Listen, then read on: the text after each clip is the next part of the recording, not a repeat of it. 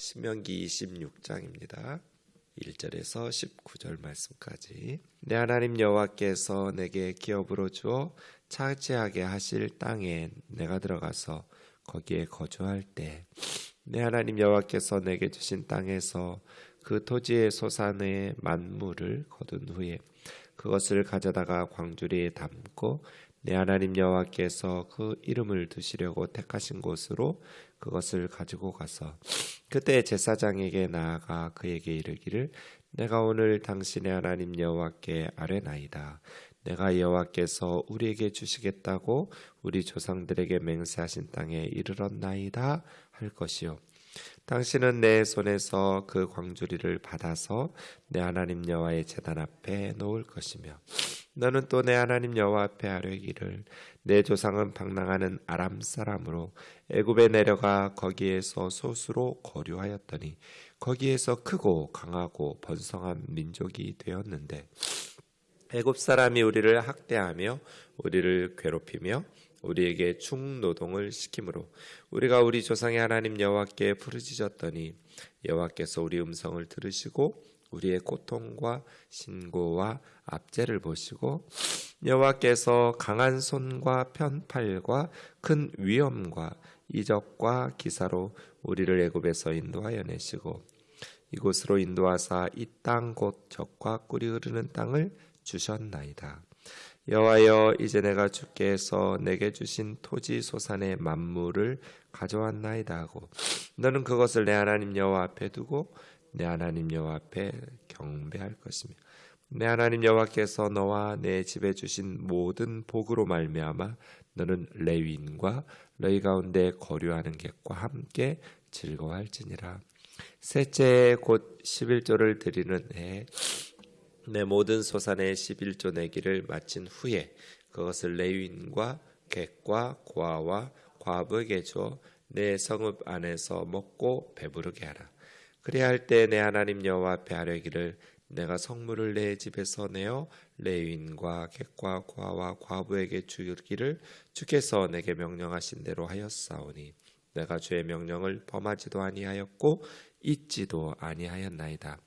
내가 애곡하는 날에 이 성물을 먹지 아니하였고 부정한 몸으로 이를 떼어두지 아니하였고 죽은 자를 위하여 이를 쓰지 아니하였고 내 하나님 여호와의 말씀을 청종하여 주께서 내게 명령하신 대로 다 행하였사오니 원하건대 주의 거룩한 처소 하늘에서 보시고 주의 백성 이스라엘에게 복을 주시며 우리 조상들에게 맹세하여 우리에게 주신 젖과 꿀이 흐르는 땅에 복을 내리소서 할지니라. 오늘 내 하나님 여호와께서 이 규례와 법도를 행하라고 내게 명령하시나니 그런즉 너는 마음을 다하고 뜻을 다하여 지켜 행하라. 내가 오늘 여호와를 내 하나님으로 인정하고 또 그 도를 행하고 그의 규례와 명령과 법도를 지키며 그의 소리를 들으라. 여호와께서도 내게 말씀하신 대로 오늘 너를 그 보배로운 백성이 되게 하시고 그의 모든 명령을 지키라 확언하셨느니라. 같이요. 그런즉 여호와께서 너를 그 지으신 모든 민족 위에 뛰어나게 하사 찬송과 명예와 영광을 삼으시고 그가 말씀하신 대로 너를 내 하나님 여호와의 성민이 되게 하시리라. 아멘. 이스라엘 백성들은 애굽에서 바로를 섬기던 노예에서 가나안에서 하나님을 예배하는 예배자로의 변화를 경험하게 됩니다. 이것이 이스라엘 사람들의 변화죠. 애굽에서 바로를 섬기던 노예들이 하나님이 주신 땅으로 가서 하나님을 예배하는 예배자들로 변한다. 그래서 신명기의 주제는 예배라고 할 수 있습니다. 신명기에서 다루는 많은 주제들 중에 가장 중심되는 주제가 하나님 앞에서 예배하는 삶이죠. 그래서 26장이 이제 하나님 앞에 예배하는 그 하나님 앞에 예배하는 것이 단순히 성전에서 예배당에서만 아니라 축도가 끝나면 이제 삶의 예배로 또 이어지는 거죠. 너희 몸을 하나님 기뻐하시는 거룩한 산제물로 드리라. 이것이 너희가 드릴 영적 예배니라. 그러니까 안식일에 하나님 앞에 모여서 함께 예배하고, 그것이 예배의 끝이 아니라 그 예배한 예배가 삶 속에서도 삶의 예배로 이어지는, 그것이 바로를 섬기던 노예들이 하나님을 예배하는 예배자들로 변화되게 되는 것입니다. 오늘 26장은 이제 세부법의 마지막 부분입니다. 그리고 27장부터는 모압 세겜 언약을 갱신하는 그러한 내용이 이어지고 있는데요. 하나님 앞에 어떻게 예배하는가? 추수감사 예배 같은 그런 비슷한 성격의 예배인 것 같습니다.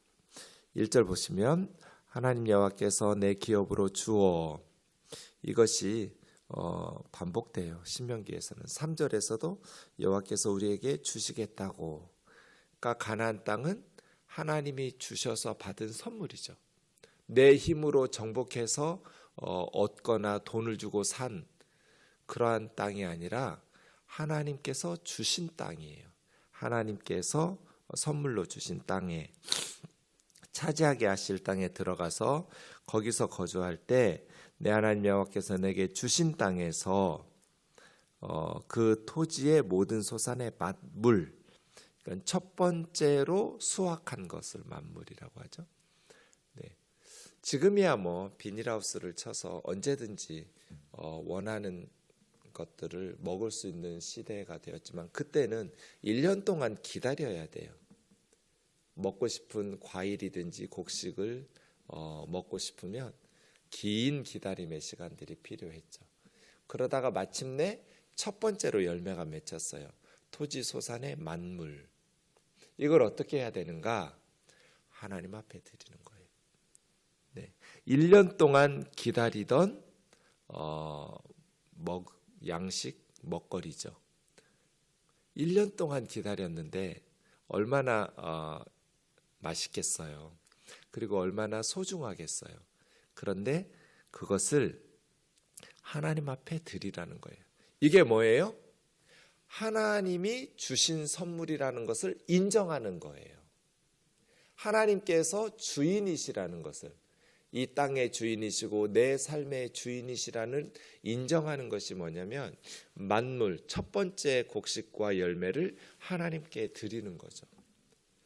그러니까 말로만 하나님이 주인이십니다, 하나님이 주신 땅입니다 라고 말하고 고백하는 것이 아니라 이건 아무 의미가 없어요. 몸으로, 물질로, 예배로 드려내는 거예요. 이것이 중요한 것 같아요. 왜냐하면 이런 어떤 삶의 구체적인 실천이 없으면 그냥 스스로를 속여요. 우리 늘 예배 시간에 하나님이 온 땅의 주인이시고 세상을 창조하신 창조주이시고 우리 삶의 왕이시고 하나님이 경배받으셔야 하고 늘 그렇게 설교하고 찬송하고 기도하고 고백한단 말이에요. 그래서 우리가 그렇게 사는 줄로 착각하게 돼요.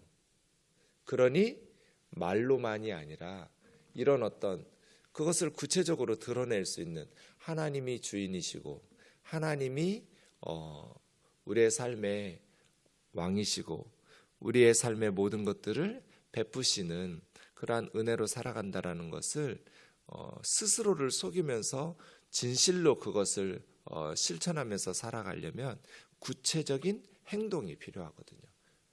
그게 이제 만물을 드리는 것이고 3년에 한 번씩 드리는 11조를 드리는 거거든요.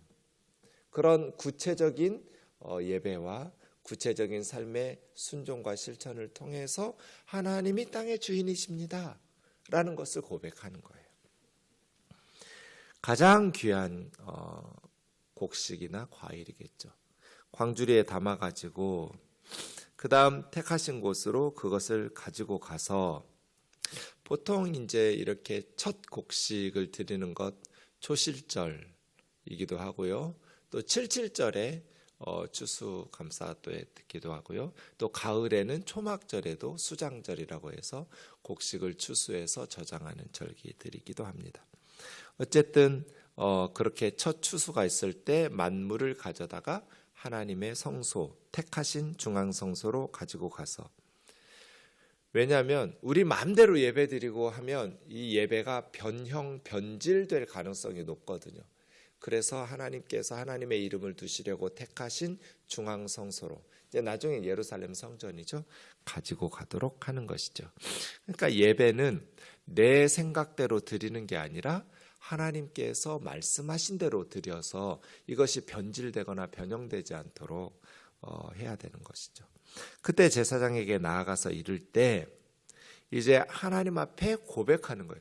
단순히 내가 고생해서 농사지은 추수를 하나님 앞에 드린다가 아니라 하나님 앞에 고백. 그래서 하나님 앞에 예배 드리는 것은 역사 교육의 현장이 돼요.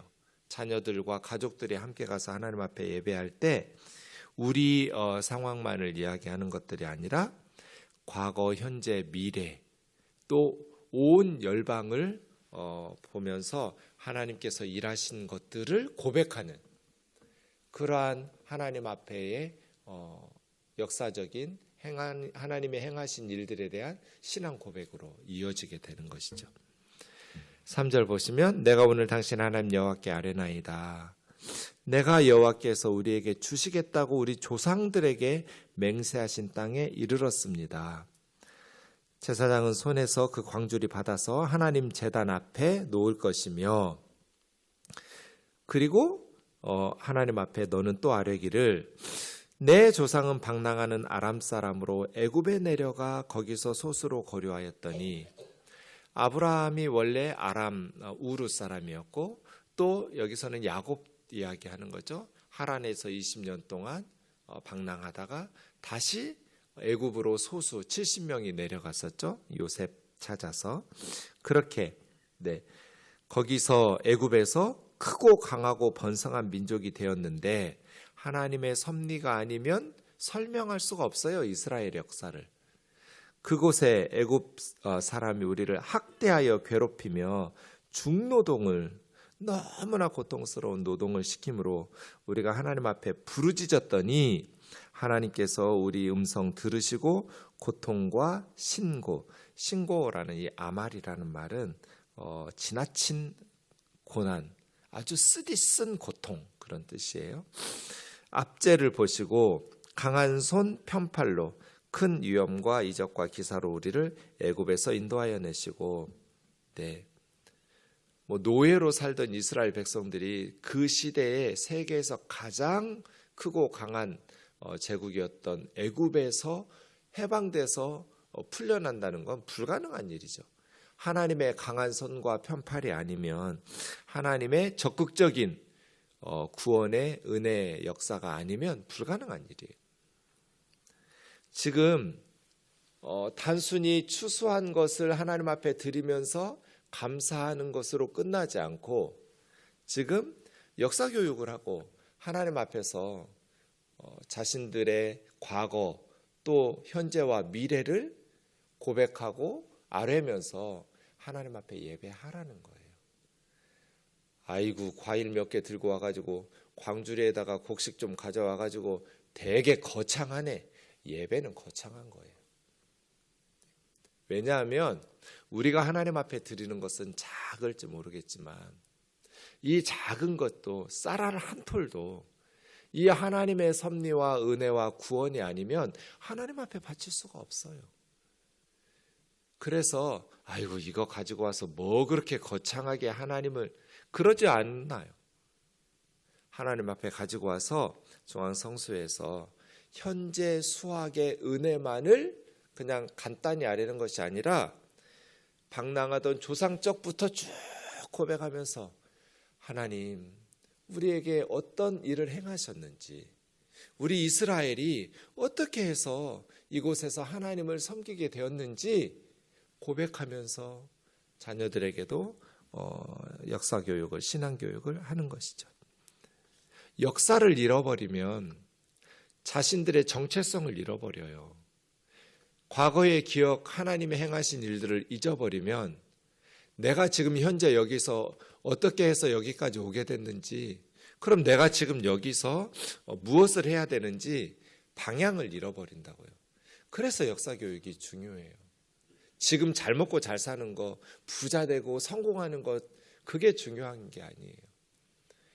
과거로부터 뿌리를 알고 하나님께서 섭리하신 것들을 보아야 내가 지금 어느 방향으로 앞으로 가야 되는지 하나님이 주신 사명을 잊어버리지 않고 곁길로 나가지 않고 그냥 현재만 가지고 경쟁에서 이기려고 세상 사람들처럼 살지 않게 되는 것이죠. 그래서 하나님 앞에 예배할 때는 과거를, 하나님께서 행하신 일들을 고백하게 하는 거예요.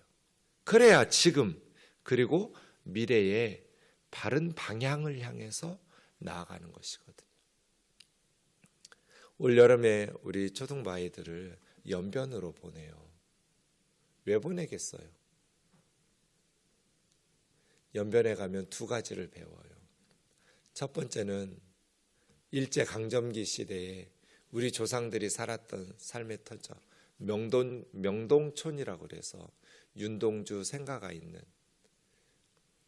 일제강점기에 우리 조상들이 어떻게 살았는지 역사를 가르치는 거예요.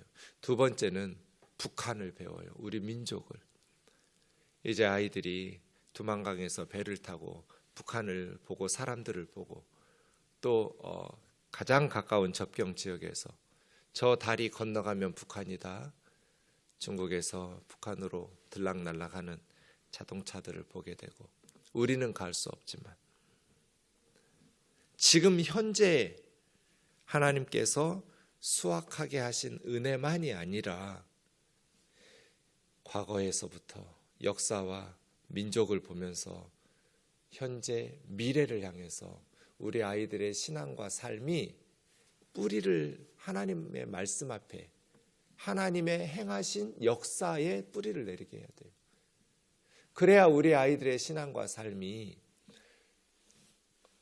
왜곡되지 않고 이상한 길로 빠져들어가지 않을 수 있어요. 그래서 이러한 고백이 매우 중요하다고 보는 거예요. 하나님이 행하신 일들 조상적부터 살펴보라는 거예요. 우리 하나님이 어떤 분인지, 우리를 위해서 무슨 일을 행하셨는지, 조상 때부터 행하신 하나님의 신실하신 역사를 고백하라는 거예요. 이 5,000년 우상 숭배하던 나라를 하나님께서 불쌍히 여기셔서 선교사님들이 주 예수 그리스도의 생명의 복음을 들고 이곳에 왔고 그 신실했던 크리스찬들이 연변에서 신앙 때문에 가서 신앙 교육을 하고 그 엄청난 역사들을 꿈꾸면서 일구었거든요. 그 하나님의 은혜로 가난을 극복하고 무지를 극복하고 지금 오늘날 우리가 세계인들이 부러워하는 대한민국을 만든 거잖아요. 하나님의 은혜로.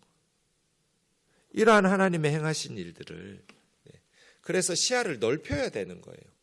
우리 앞에 있는 작은 역사만 보는 것이 아니라 현실만 보는 것이 아니라 시간적으로 과거, 현재, 미래를 봐야 되고 공간적으로 온 열방을 보고 민족을 봐야 돼요. 그래야 우리의 삶이 시대적 사명을 감당하는 하나님 나라의 일꾼이 돼요.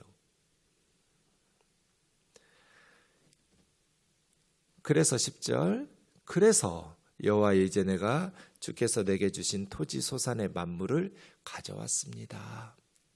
하나님께서 조상 때부터 그렇게 은혜 베푸셨기 때문에 우리에게 주신 젖과 꿀이 흐르는 이 땅에서 내가 농사 지었고 토지 소산의 만물을 하나님께 가져왔습니다. 하고 너는 그것을 하나님 여호와 앞에 두고 내 하나님 여호와 앞에 경배해라. 네, 하나님께서 주신 것을 우상들 앞에 두고 우상들 경배하면서 살지 마라. 하나님 여호와 앞에 두고 하나님 여호와만을 경배하며 예배해라. 내 하나님 여호와께서 너와 내 집에 주신 모든 복으로 말미암아 레위인과 너희 가운데 거류하는 외국인 노동자들과 같은 아니면 타향에서 쫓겨오듯이 너희에게서 와서 살고 있는 객과 함께 즐거워할지니라. 그럼 이 가장 소중한 첫 열매 만물을 그럼 구체적으로 누가 먹느냐? 하나님 앞에 드린 광주리를 레위인과 외국인 가난한 자들, 그 다음 고아와 과부들, 이런 사람들과 함께 먹는 거예요. 그러니까 예배죠. 네, 예배는 위에 계신 하나님을 바라보고 하나님께 드리면서 하나님께 드린 것을 레위인, 가난한 제사장들은 좀 더 부유하지만 돕는 레위인들, 하나님께서 토지를 주지 않은 하나님 섬기는 일에 집중하라고 레위 지파는 안 줬잖아요. 그런 가난한 종교적인 지도자들, 또 하나님을 섬기는 일꾼들, 레위인, 또 거류하는 객, 가난한 자들과 함께 즐기는 거죠. 예배는 그래서 개인적인 하나님 앞에 고백하는 신앙의 고백이면서 동시에 공동체적인 축제예요. 그게 바른 예배죠. 3년에 한 번씩 셋째 해 11조 드리는 해에는 모든 소산의 11조 내기를 마친 후에 레위인과 객과 고아와 과부에게 주어. 그러니까 하나님께도 드리고 어려운 이웃들도 살리고 하는 거죠. 내가 내 성물을 내 집에서 내어서 레위인과 객과 고아 과부에게 주기를 저에게 명령하신 대로 하였사오니 주의 명령을 범하지도 않고 잊지도 않았습니다. 그러니 내가 애곡하는 날에, 이 말은 장례식이죠. 장례식에 이 성물을 먹지 않고, 그렇게 먹으면 안 돼요. 부정한 몸으로 이를 떼어두지도 않았고 죽은 자를 위하여 쓰지도 않았습니다. 하나님 오직 말씀하신 대로 청종해서 다 행하였사오니 하나님의 거룩한 처소에서 보시고 우리 이스라엘 백성에게 복을 주시며 조상들에게 맹세하여 주신 젖과 꿀이 흐르는 땅에 복을 내려 주십시오. 네, 맞죠? 하나님의 말씀대로 순종하여 가난한 자들을 위해서 11조를 드렸습니다. 하나님, 우리 이스라엘에 복을 주세요. 저에게 복을 주세요. 오늘 하나님 여호와께서 규례와 법도를 행하라고 명령하셨나니 마음을 다하고 뜻을 다하여 지켜 행하라. 이 세부법의 결론이 이거죠. 시작할 때도 이렇게 시작했거든요. 12장 1절에서 12장에서 26장까지가 세부법인데 26장 16절에 시작과 끝이 행하라로 시작했고 행하라로 끝났어요. 마음을 다하고 뜻을 다하여 하나님이 명령하신 이 말씀을 지켜 행하라.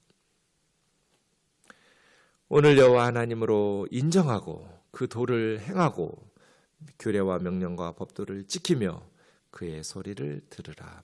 그러면 하나님께서 너희를 보배로운 백성이 되게 할 것이다. 그의 찬송과 명예와 영광으로 너희를 삼아 모든 민족 위에 뛰어나게 하실 것이다. 이것이 하나님의 계획이죠. 이스라엘만 복 주시려고 하나님께서 아브라함을 선택해서 이스라엘을 만드신 게 아니에요. 아브라함 부르실 때부터 땅의 모든 족속이 너로 말미암아 복을 얻을 거라고. 어떻게 해야 돼요? 두 가지 길이 있어요. 하나님의 백성들 이스라엘이 하나님의 말씀에 순종하면 하나님께서 복을 주시죠.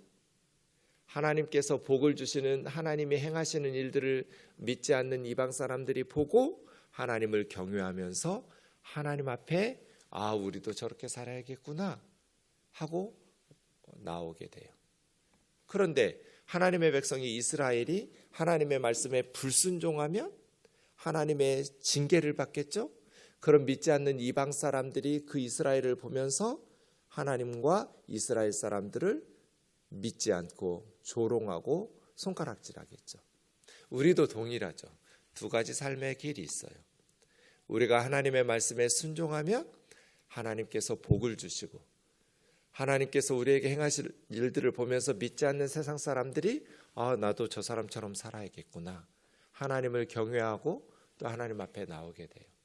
이게 원래 하나님 뜻이에요. 그래서 모든 민족이 복을 받도록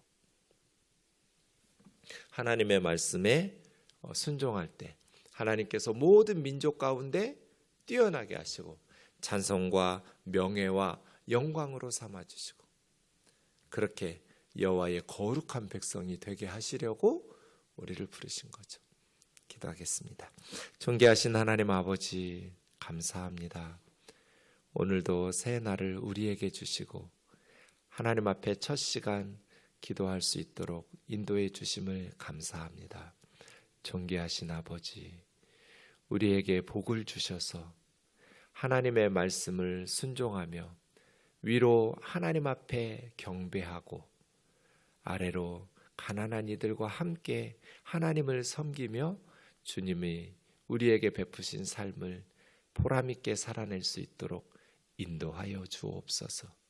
우리 우면동 교우들의 행하는 일에 복을 주셔서 하나님 앞에서 첫 만물의 열매로 하나님 앞에 드리며 그것으로 가난한 이웃들과 더불어 함께 기뻐하며 하나님이 베푸신 은혜를 찬송하게 하옵소서. 예수님의 이름으로 기도하옵나이다. 아멘.